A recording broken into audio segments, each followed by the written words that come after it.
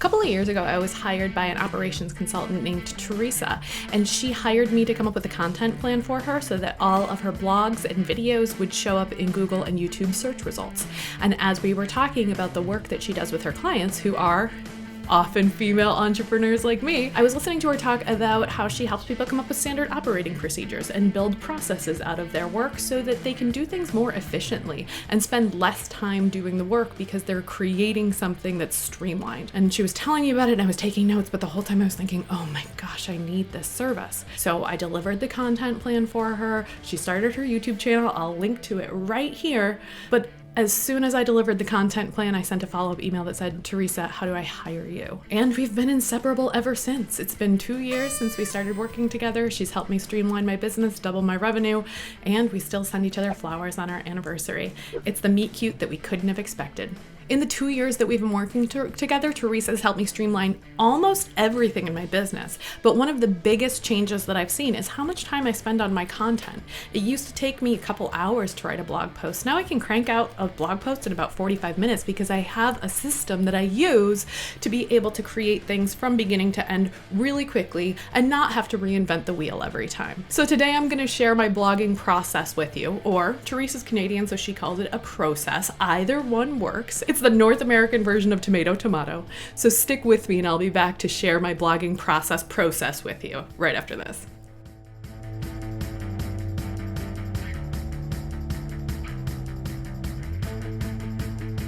Hi, I'm Meg Casebolt from Love at First Search, where we help online entrepreneurs show up in Google and YouTube search results and then turn those new visitors into leads, subscribers, and sales. Today, I'm going to be talking about how to create content that will help you show up in Google search results, but also not eat into your precious time. We want to make this process as efficient as possible by creating a system that you can replicate over and over again so that you're not spending hours and hours on your blog posts, your videos, your podcast, anything that it is that you're doing.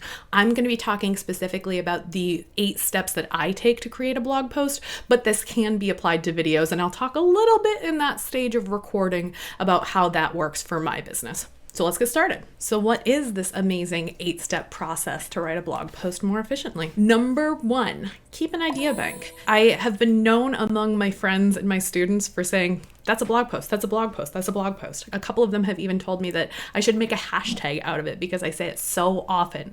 Anytime somebody asks you a question, anytime you do an Instagram story about something, anytime you get an email from somebody and you're explaining it and going, that might be a really good blog post, put it in your idea bank. It doesn't matter where this lives. I used to keep mine in a Google spreadsheet. Now it's in a Notion document. It's gone through Airtable. Sometimes it's a notes app on my phone, but you want to keep it in one consolidated place so that when it comes time to move to step 2, you have a bunch of ideas that you can move with. Step 2. Take a look at your idea bank and think about what are some themes that you could pull together for 2, 3, maybe 4 posts at a time. Is there a specific audience that has a series of questions that you can answer? Is there a way that one topic can work for multiple audiences? Are there ways that you can compare one option against another and then do a review of each of those options? Try to come up with a theme that you can talk about for a couple different blog posts in a row. I find that it's much easier to write a series of blog posts that sort of fit together like puzzle pieces and have a narrative that you can bring people along on instead of just having separate things that kind of don't go together and feel stilted together. That way, when I'm doing any research about a specific topic, it'll apply to multiple blog posts and I can kind of have them all fit together in one place. So last month I talked all about WordPress plugins for SEO. This month I'm talking all about content creation habits. Next month I'm going to be looking at SEO for podcasts. So they don't all have to be one super long theme that fits together, but I like to have clusters of ideas. Step 3, go do your keyword research. If you haven't done keyword research yet, I will link right here to my introduction to keyword research video. If you're not sure which tools to use, I'll link to a couple of those videos too. But the point is that you want to figure out what are people already searching for about the topic that you want to write about. If you know that you have a theme, that you have a couple different blog posts that are related to each other here, you can go do some keyword research for each of them, find different keyword clusters for each of them, and then start creating a plan of which keywords you want each blog post to rank for so that you can keep those in the back of your mind as you are creating the content. Now it's time to double down onto one blog post, spend your time fleshing that out. And number 4, create an outline. You can actually use some of that keyword information to build out your outline and think about what are the questions that people have about this specific topic. So let's say that you are a Pinterest manager and you want to write a blog post about 5 questions that people should ask before they hire a Pinterest manager. You might have specific keywords that show up when you go to do that keyword research. Let's say things like, what is a Pinterest manager? Do I need to hire a Pinterest manager? How much does a Pinterest manager cost? Is it a monthly or hourly cost? What should I expect? What kind of results should I expect? And when you see those specific keywords showing up, you can kind of even assign those to specific sections of the blog post and let the keywords drive the content. Let the keywords drive an outline of the blog post that will help you answer all of the questions about that topic in a way that makes sense to Google. Number 5, once you have your outline, it's time to get the information out of your head and into your computer. For some of you who are writers, you may just sit down and close your eyes and just write whatever comes to mind about this topic. For those of you who are more verbal processors, you may want to open up the voice memo app on your phone and talk through everything that you know you need to talk about and then get a transcription. So that way it sounds like you and you don't feel stuck on like, oh, what's the spelling for that word? For those of us who are on YouTube, we might actually, and here's what I do, record a YouTube video, have your video editor edit it up and slice it up for you, and then get a transcription of that and turn it into the blog post. But the idea is that you can work off the outline, get the information out of your head in a way that sounds like you. This is not a time for proofreading or editing. This is a time just to get the information out in a way that is salvageable, that sounds like a human being talking.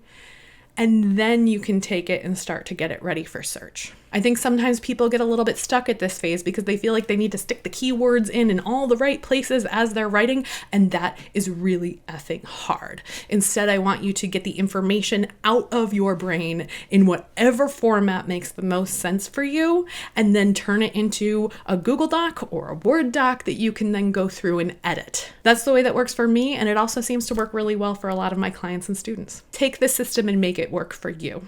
Number 6, take whatever that first draft was and start to edit it. So instead of just whatever came out of your fingers or out of your mouth or onto the screen, now we need to take some time to break it up into a blog post. So thinking about what are the sections, trying to write it in a way that people want to read, which means that it's skimmable, which means that it has section breaks in it, which means that the paragraphs are short, the sentences aren't too long. We only want maybe 2 to 5 sentences in every paragraph. So that way, as people are skimming it, it makes sense to them. Remember that most people don't read every single word in your blog post. They're going to skim through the sections, read the ones that they're most interested in, and you want to make it as easy as possible for them to understand what they are going to get there.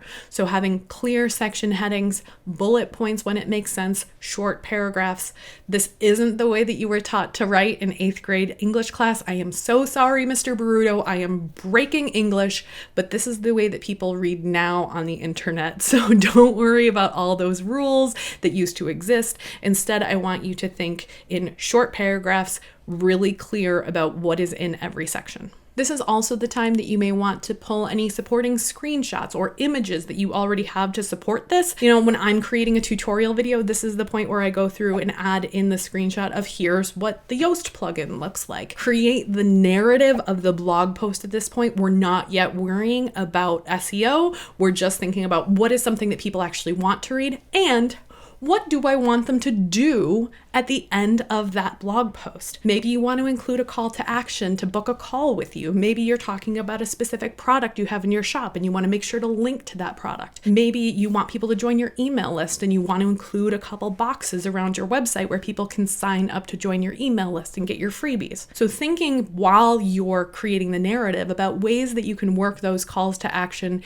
into your blog post, not just as a box along the bottom or the sidebar, but make sure that you're leading leading them to whatever the next step is for them. And thinking about any other blog posts that you've written on this topic or any other assets that you have that you might want to link to. Let them go deeper into the content that you've created before. Step 7, we are finally going to optimize this blog post. I know you've been waiting for me to get here because I'm the SEO person, but the most important part of creating a blog post is that people actually want to read it. Not just that it shows up in search results, not just that it has keywords everywhere, but that it's useful to the clients who are looking for the services that you're providing. So this is now the point where we start to think about that keyword placement. Hopefully you had it kind of in the back of your head while you were writing that first draft, but now is the point where we really bring it in and structure the blog post in this way. I have a whole video that you can watch about every place on your blog that you can add keywords that you can optimize.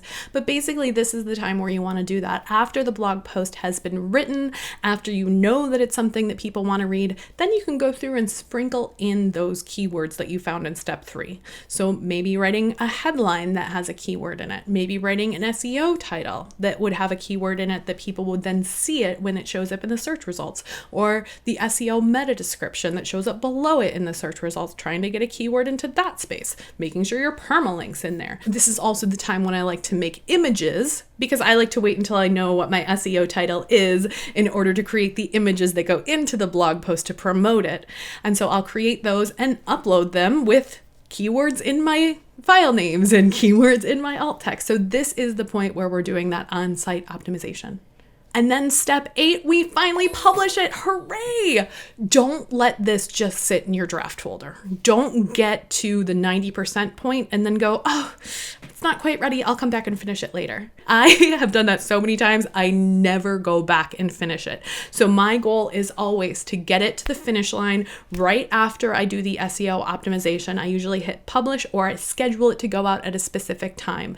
If I don't publish it right away, I have that little piece of imposter complex come in and I think, oh, I'll fix it later, and I don't. Publish it even if it isn't quite perfect. The way to become prolific and efficient in creating content is to publish before you're ready, get feedback from people on it, share it broadly, and then you can always go in and update it later. And this is also a great way to get that Google feedback loop running that I've talked about before, where once you hit publish, you wait a month or two, you go in and look at your Google Search Console, and you'll start to get some feedback on there about keywords that you're showing up for that maybe you didn't even know existed. And you can go back in and re-optimize those posts. But if you don't publish, you can't get that feedback loop started. So it's really important that you publish before you're ready, and that's what will help you be more efficient. It also takes the edge off that fear of, oh, it's not good enough, it's not good enough.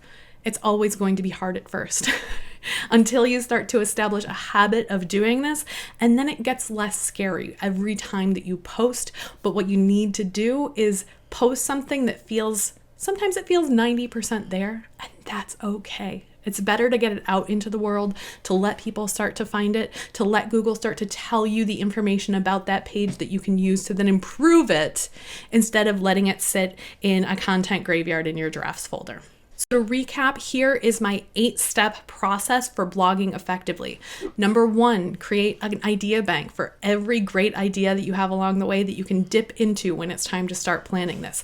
Number 2, find a theme that might work for 2 or 3 blog posts. And then 3, do the keyword research for them all at once. By batching your keyword research, you're going to be spending less time on it and have a chance to go a little bit deeper into it in that time. Number 4, create your outlines so that you know exactly what you want to get across by the end of that blog post. And then 5, get it out of your head whatever way makes sense into a first draft format.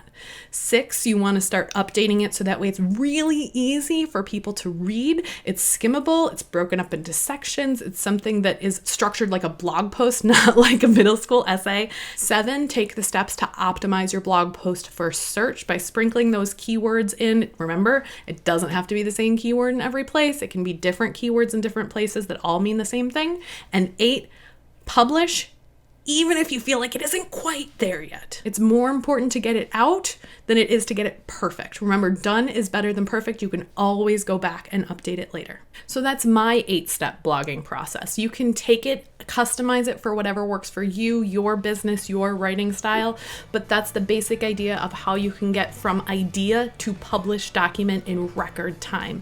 Make sure to download the template that I recommended in the notes right below this. And if you like this video, hit the like button and subscribe for future content about getting found on Google in less time. I'll see you next week.